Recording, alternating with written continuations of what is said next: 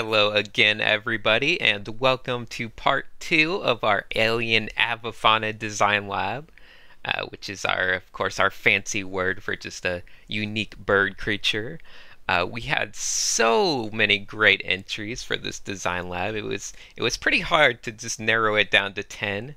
Luckily, I had my little stream, and a lot of the people on the stream helped me narrow it down to about 20, and then I had to make some difficult decisions to get it down to 10.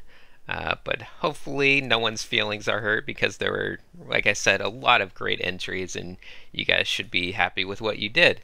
But anyway, let's jump right ahead to the 10 I picked out. Oh wait, before I forget, I should mention that we're going to be doing the same voting system as last time. So I will be writing comments in the YouTube comments below of each of the entries' names, and then you can just use a thumbs up to vote for the entry that you would like to see further developed. Although I don't quite know how I'll be developing yet. Maybe I'll try something different. But anyway, yeah, just thumbs up my comment about the one you would like to see. And sometimes YouTube puts some of the user comments or my comments up at the top, but not all of them. So you might have to dig back through the comments to find the person you're looking for, but hopefully it's not too bad. Okay, anyway, now on to the submissions. First up, we have Arg, who did a couple little variations on this fish-like bird. And I think I like the legs on the left one more. But anyway, I picked this one just because it has a good sense of proportion when it comes to the body and the face and everything.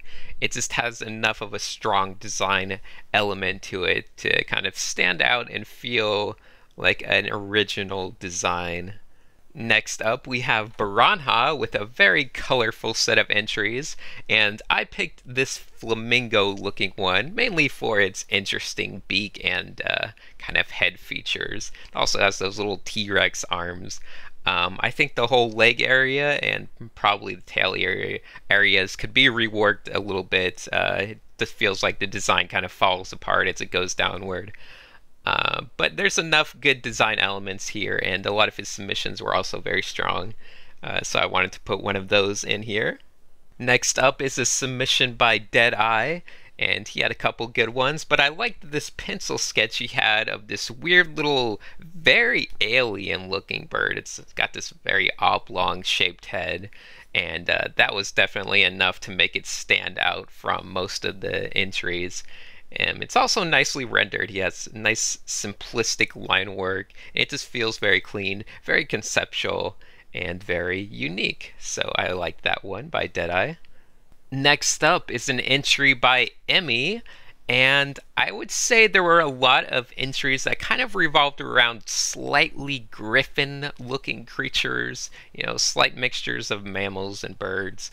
But I feel like this one by Emmy probably captured it the best, that feeling of something with kind of four legs that can prowl around a bit, but it still feels incredibly bird-like. I think it just has to do with the proportions of everything, and the head was nice and simple enough to make it feel bird-like and mammal-like at the same time. So I thought Emmy kind of did a good job getting that one right. And here we have a weird looking turkey alien creature by Gregor Carey. And I would say there were a lot of things that kind of had a turkey vibe to them. I don't know, this one just kind of stood out. It has a very basic color palette, you can see he did. So presentationally, he had a nice presentation. But it also just had a really weird look to it. It kind of feels like it's already been cooked or something, but it's basically has a very alien vibe of just being slightly featherless, yet still capturing a very bird-like vibe, and has the weird tail. And there's probably a lot of room for subsurface scattering effects and other kind of rendering stuff to go on in that tail area. So I thought that was fun. Here we have a piece by Henry C., and he usually does some very fun and lighthearted entries for these design labs. So this one is a Marsian balloon bird of epicness, and it looks to be like a crane-like creature at first, but it can puff itself up and create a Well, according to him, I'll just read what it says. Produce a helium-like substance which causes it to swell up and float aimlessly through the sky. They are known to like apples and blueberry muffins. So I think his little flavor text added a lot to the design. It just feels very happy, very lighthearted, and I just like his approach to a kind of two-stage um, presentation of his creature. And the floating around is very cute as well. Next up, we have this cute little cartoony entry by JR Design. And, there were a lot of cartoony type entries and submissions, little fun little shapes and designs, lots of cutesy stuff as well, which I enjoyed looking at. I think this one stood out a little bit just because I feel like I could actually picture it moving around and just having this really weird and distinctive personality. And it also looks like Sideshow Bob, which is funny in itself. Maybe it can have slightly longer feet and it will really complete it. But I just thought it was kind of fun to look at, and I picked this one. Here we have a very interesting design by a leader of zombies, and I guess you can call it the Omega Bird or something because it kind of has an Omega shape. But I just liked the kind of symmetry going on. And it had a nice flow to it and a nice palette and color scheme as well. And I didn't see any other entries that were quite like this. There were definitely a lot of entries that tried to do something very serpent-like and kind of lengthy. But this one just kind of felt weird and original, kind of like a flying earthworm, but with very bird-like features. So I thought it was definitely one that stood out to me. Next up, we have an entry by Jimincho, aka Problem Sir, and I believe he's been featured in a couple other design labs, usually giving us very solid work. But this one, I decided to pick his middle entry. Actually, he gave a bunch of different entries, but I enjoyed this one just because it has a good, simple kind of shape to it, yet it also has a lot of little details going on that could probably be expanded upon. It kind of has a little bit of character to it, which is nice. It feels like there could be a variation of this little bird-like creature, but I like its beak and its just general head shape and the way it feeds into the body. So I thought that was good, and some of his other ones were probably equally as good, but I thought it would be fun to pick this one.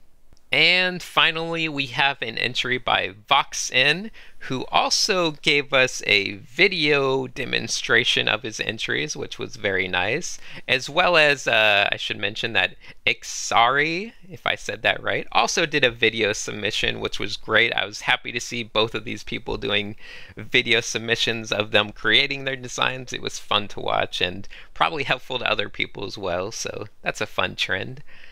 But anyway, back to this. VoxN had a bunch of designs, kind of a lot of very material-based designs. He had a crystal one, and this one feels very like solid and calcified and rock-like, and I just thought that was interesting and unique enough. It also has this kind of vibe that it's giving off gas or fumes, or maybe this bird just, had Mexican food and it's very gassy, and I don't know. You can make up your own stories, but it has an interesting kind of feel to it and texture to it. So I thought that was enough to push it through. Anyway, I think that's about it. That was our 10 entries. And once again, vote by giving a big thumbs up to your favorite entry below. And I guess technically you could give thumbs up to multiple entries. It doesn't really matter. Just do whatever you feel like and comment below to talk about what you might like to see or what you liked or didn't like about certain things. And I guess that's about it. So we'll give you guys a while to vote and figure out what you want to see, and then I'll be back for part 3, which I have no idea what will be.